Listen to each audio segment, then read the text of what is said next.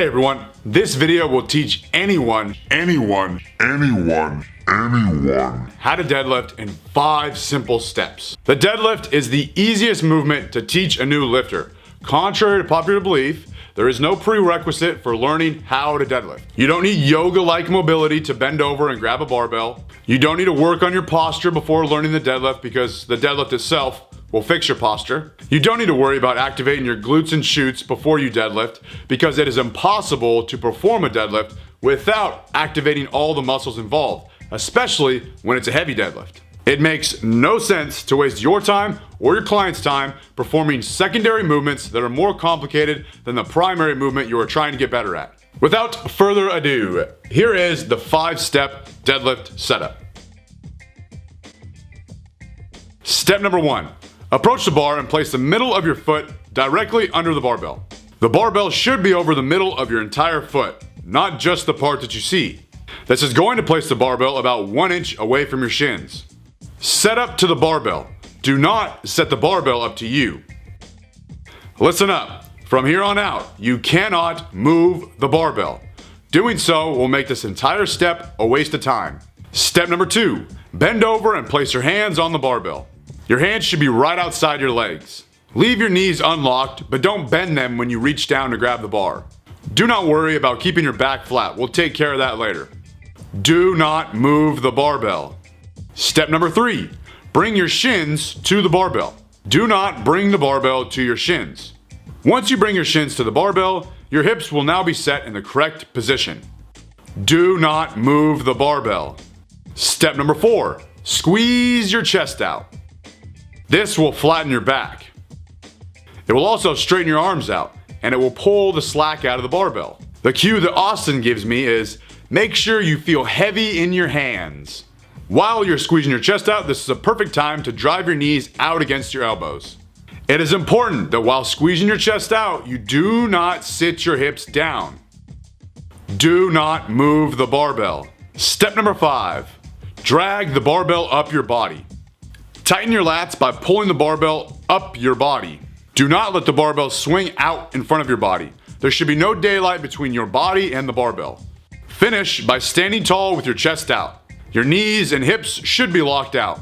Do not finish with soft hips and/or soft knees. Do not excessively lean back. This hyperextension can lead to an injury. Now, let's go back to the start and talk a little bit about step 1. Making sure the barbell is over the middle of your foot. Do I really have to pull the barbell over the middle of my foot? Yes, you do, if you want to remain balanced. Pulling the barbell over your toes or over your heels is a bad idea for obvious reasons. Let's take a look at where you lock out the deadlift. If you held 400 pounds in your hands while standing on both of your feet, you would want that weight directly over the middle of your foot because that's where you would be balanced. If you finish the deadlift over midfoot, you should start with the barbell over midfoot and keep it there throughout the entire movement. The most efficient way to get from point A to point B is in a straight line. Gravity acts down in a straight line, so we should apply force against it in a straight line.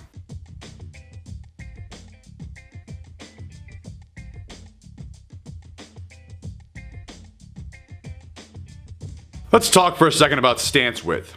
Your stance should be narrow enough to allow your arms to hang vertically and parallel to each other. A wide stance demands a wide grip on the barbell. This compromises your grip and it creates a longer pull because the barbell has to finish higher on your body. Point your toes out slightly, and this will allow room for your belly. Knees forward can cause your thighs to press into your stomach. This extra rotation of the femur will also help your lockout. Let's take a look at 2 different body types and how they affect back angle and hip height. This is Zach and Carly. They are about the same height when they're standing on their feet. However, when they sit next to each other, you can see that Zach is a couple of inches taller. This is because Zach is all torso, and/or Carly might be all legs. Long torso, short legs usually results in lower hips and a more vertical back angle. Long-legged individuals will usually always start with higher hips and a more horizontal back angle. You cannot change this fact, so don't try. Those are the cards that you've been dealt. This photo was taken from Westminster Strength's Instagram. This guy is a head taller than this guy. When they sit down, they're the same height. The point I'm trying to make is that everyone is built differently. Each starting position will look slightly different, but everyone must pull the barbell up in a straight, vertical line over the middle of your foot. This 5-step deadlift setup will allow you to do this, and it will ensure you are in the correct starting position regardless of how you are built.